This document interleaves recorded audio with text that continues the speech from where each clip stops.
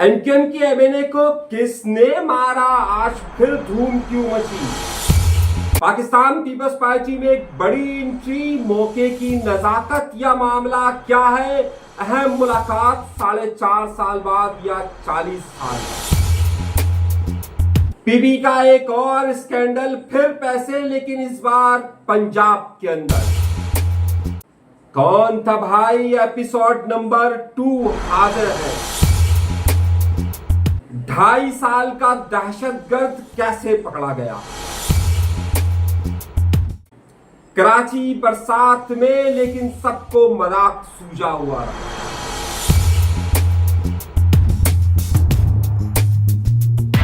आज के प्रोग्राम में मैं आपको ये तहलका अंगेज खबर देने वाला हूं कि एमक्यूएम की एमएनए को पुलिस वाले ने मारा, और इतना मारा, इतना मारा, इतना मारा कि उसे अस्पताल जाना पड़ गया। आज ये जिक्र फिर किस जगह पर हुआ है, और 40 साल पुरानी दुश्मनी हटकर पाकिस्तान पीपल्स पार्टी के अंदर एक बहुत बड़ी एंट्री होने वाली है। और उस एंट्री का मकसद क्या है। एक कहानी जो रह गई थी पिछली बारी में, कि मैंने आपसे कहा था कि एमएनए को फोन आया भाई का, वो भाई कौन है ये आगे चलकर आज बताने वाला हूं मैं। तो प्रोग्राम को आखिर तक जरूर देखिएगा। लेकिन उस सबसे पहले हमेशा की तरह आपसे कह रहा हूं, अगर बरसात में आपको नजला जुकाम नहीं हुआ, आपका घर नहीं डूबा, तो चैनल को जरूर सब्सक्राइब कीजिएगा। कोई लापता नहीं करेगा।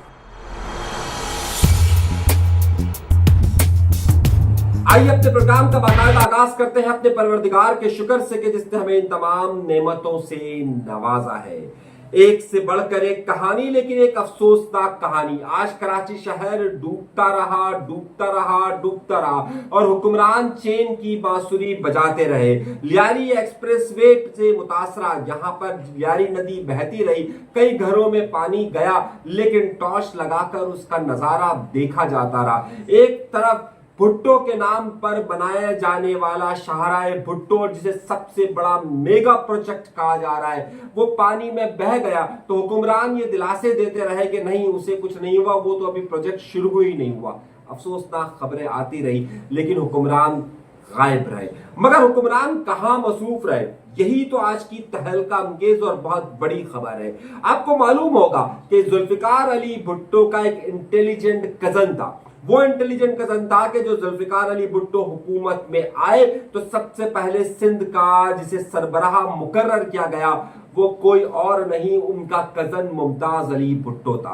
वही मुमताज अली भुट्टो था कि जिसने सिंध के अंदर महाजिर सिंधी नफरत की बुनियादें रखी, और जिसने यहां पर सिंध को लाजमी करने का बिल पास करवाया था, और उसके बाद फसादात का रंग दिया था और उस पर खुशियां मनाई थी। लेकिन वक्त का करना ऐसे हुआ कि जैसे ही जुल्फिकार अली भुट्टो का इक़्तिदार जाता है, तो मोहतरमा बेनजीर भुट्टो के खिलाफ वो महाज खड़ा कर देता है। वो इंटेलिजेंट कजन जो कि जुल्फिकार अली भुट्टो के इशारे पर था, वही मुमताज भुट्टो उनके खिलाफ हो जाता है, मोहतरमा बेनजीर भुट्टो के। और आज से 4.5 साल पहले उसका इंतकाल हो जाता है। पाकिस्तान पीपल्स पार्टी के खिलाफ कोई भी मूवमेंट हो, उसके अंदर मुमताज भुट्टो और उसका खानदान आगे चलना शुरू हो जाता है। वही मुमताज भुट्टो के जो फेडरेशन की बजाय कन्फेडरेशन का नारा लगाने लग गया था। मगर अब इस सारी सूरत हाल में एक नया रंग आया है, और वही नया रंग जिसको सबको चौंका देने के लिए है। और वो चौंका देने का अमल किस तरफ जा रहा है, ये एक बहुत बड़ी खबर मैं आपको देने वाला हूं। 4.5 साल पहले मुमताज भुट्टो का इंतकाल होता है, और उसके दौरान बिलावल भुट्टो ज़रदारी एक बार नहीं, 2 बार नहीं, 3 बार नहीं, 4 बार नहीं, बल्कि कई बार गए लाड़काना, कई बार गए लाड़काना, और कई बार उन्होंने मुलाकातें की। लेकिन एक अहम नुक्ता यह था कि उन्होंने मुमताज भुट्टो के घर की तरफ कदम नहीं रखा। ना उनके इंतकाल पर गए, ना स्वयं पर गए, ना चहलुम पर गए, ना पहली बरसी पर गए, ना दूसरी बरसी पर गए, ना तीसरी बरसी पे गए, ना चौथी बरसी पर गए। लेकिन गए तो कब गए, आज गए।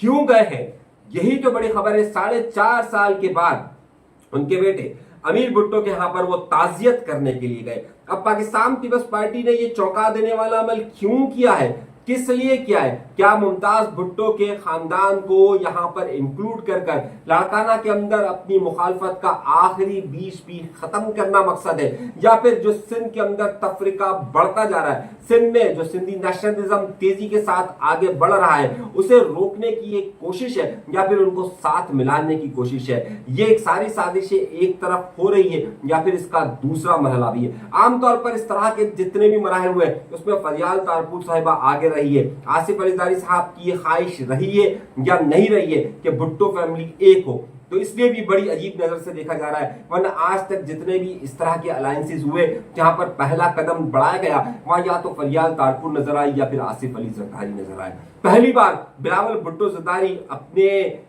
बिछड़े हुए खानदान के साथ मिल रहे हैं, तो क्या यही कदम उनका जुल्फिकार जूनियर के मुतालिक भी होगा? यह है सबसे पहली खबर। लेकिन दूसरी खबर इससे भी ज्यादा अहम है और ज्यादा अहमियत इख्तियार की हुई खबर है।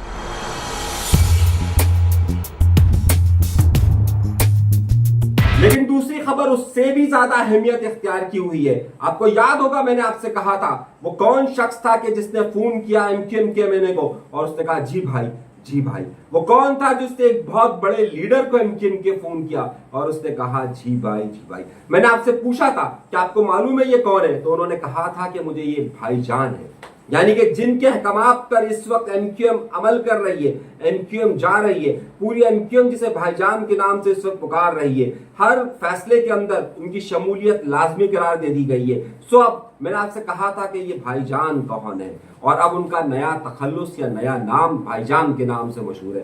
तो आइए, आप लोगों ने बहुत सारी राय दी, बहुत सारी आराएं दी, आइए मैं इस सस्पेंस को तोड़ देता हूं।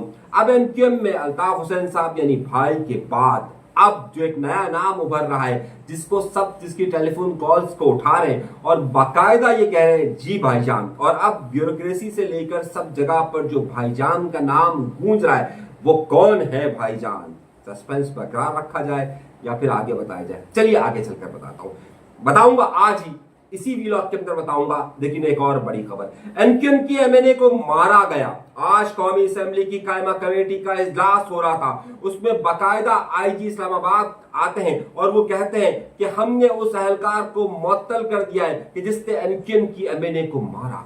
इतना शदीद मारा गया था कि जब वो वहां पर मौजूद थे तो बाकायदा एसएसपी आए और एसएसपी ने बाकायदा सबीन गौरी को लेकर गए हॉस्पिटल और उनका इलाज करवाया। क्या एमक्यूएम ने एहतजाज किया कहीं? आप कहेंगे चले नहीं, 10 महीने पुराना वाकया है। ये पुराना वाकया है, कितना? 10 महीने पुराना वाकया है। लेकिन आपको इसकी बाज़गश्त कहीं पर भी सुनाई नहीं दे रही होगी।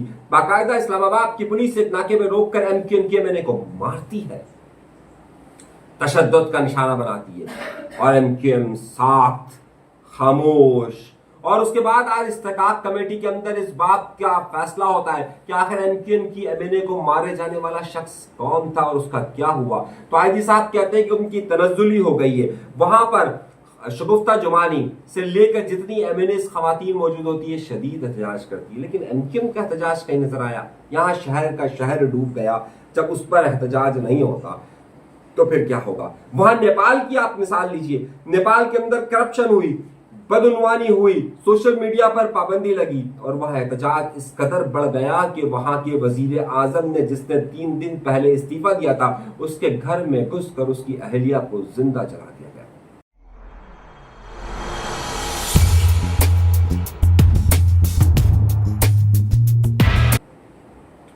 ये वाकयात दुनिया भर के अंदर हो रहे हैं, लेकिन एहतजाज कहां हो सकता है? खबर अभी ये नहीं है। खबर आगे चलकर उससे भी बड़ी ये खबर आने वाली है और वो बड़ी खबर ये है कि कराची शहर के अंदर एक बहुत बड़ा दहशतगर्द पकड़ा गया। ऐसा दहशतगर्द कि जिसने न सिर्फ कत्ल की धमकी दी है बल्कि उसने कत्ल करने की कोशिश भी की है। उसने बहुत सारा सामान चोरी करने की भी कोशिश की। आपको मालूम है वो दहशतगर्द कौन है? आपको हैरत होगी, ताज्जुब होगा। और उस दहशतगर्द की उम्र है सिर्फ और सिर्फ 2.5 साल। कितनी? 2.5 साल का एक ऐसा दहशतगर्द आज मलिर कोर्ट के अंदर पेश किया गया कि जिसे देखकर हम सबको शर्मिंदगी होगी। जरा वीडियो सुनिए। मौजूद हूँ। एक FIR 492/2025 और और ये 22A की पिटीशन पे घटी है यहाँ पर मलिर कोर्ट से और सोराबकोट थाने में। ये वो बहुत बड़ा दहशतगर्द है और बहुत बड़ा चोर है। 379 सेक्शन है, 149 है, 506 और 427। ये बच्चे के खिलाफ FIR घटी है। और ये भी मजे की बात है कि 22A भी घटी है। 8 नंबर ADJ साहब ने ऑर्डर दिए थे मलिर के, और फिर उसके बाद सोराबकोट थाने ने इस बच्चे के खिलाफ, इस बच्चे का नाम रीमुल्ला है, इस बच्चे के खिलाफ FIR काटी और ये अपनी बेल करवाने आए हैं कोर्ट से। डिस्ट्रिक्ट के सेशन जज साहब के कोर्ट में मौजूद है मलिर के, और यहाँ पर ये अपनी बेल करवाने आए। ये बच्चा देखते हैं, इसकी उम्र देख, और ये कत्ल की धमकियां दे रहे हैं और 90,000 का बहुत बड़ा जनरेटर है वो चोरी करके लेके जा रहे हैं। ये इसके खिलाफ ये एलिगेशन है। आपने इस वीडियो से अंदाजा लगाया कि यहाँ पर अदल और इंसाफ का मामला क्या है, पुलिस किस तरीके से यहाँ पर काम करती है और सिर्फ 2.5 साल के लड़के को किस तरह का मुल्जिम करार दे रही है, ये आपके सामने मौजूद है। और ये मिसाल यहाँ के अदालती निजाम, पुलिस के निजाम पर एक बड़ा सवालिया निशान है।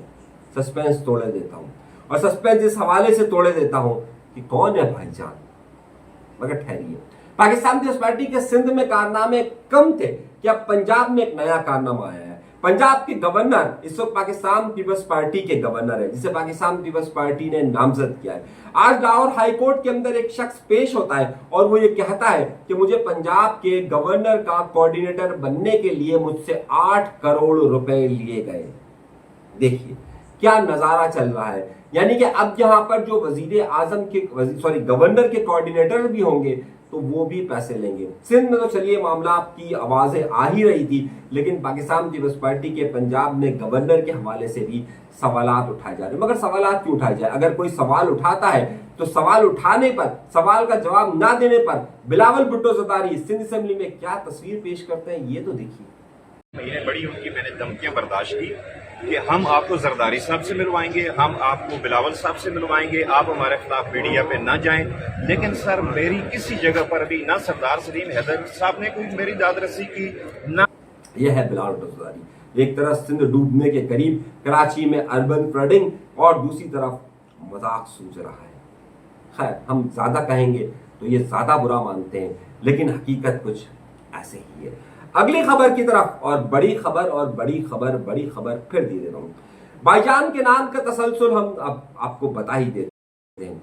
जनाबे वाला इस वक्त लगता यूं है कि एमक्यूएम से लेकर, ब्यूरोक्रेसी से लेकर, एमक्यूएम के नीचे कारकुनान से लेकर उनकी अपर लीडरशिप तक, वो जिसके सामने, जिसकी अब इज्जत और एहतराम और जिस पर पार्टी कंट्रोल जा रहा है, और जिनको अब लोग याद कर रहे हैं, उनका नाम दिया गया है भाईजान का, वो कौन है? तो वो कौन है? वो है गवर्नर सिंध कामरान टेसोरी साहब। कामरान टेसोरी साहब को आजकल पूरी एमक्यूएम के अंदर और जगह जगह पर भाईजान के नाम से पुकारा जा रहा है। तो अब अगर आप कहीं पर भी ये सुने कि भाईजान ने ये काम कहा है, तो आपके जहन में ये बात आ जानी चाहिए कि ये इशारा किस तरफ और कहां पर हो रहा है। खैर, ये मजाकन नहीं, ये संजीदा मामला है और तेजी के साथ ये बढ़ता हुआ मामला है कि आगे ये जाएगा कहां। एक बहुत बड़े एनजीओ वाले का भी एक स्कैंडल सामने आ रहा है, वो भी अपने आपको मैं अगले प्रोग्राम के अंदर बताऊंगा। लेकिन अभी तक के लिए इजाजत दीजिए। अल्लाह तबारक व तआला आप सबको खुश खुर्रम रखे, आबाद रखे, सलामत रखे, कायम रखे। इजाजत दीजिए। अल्लाह।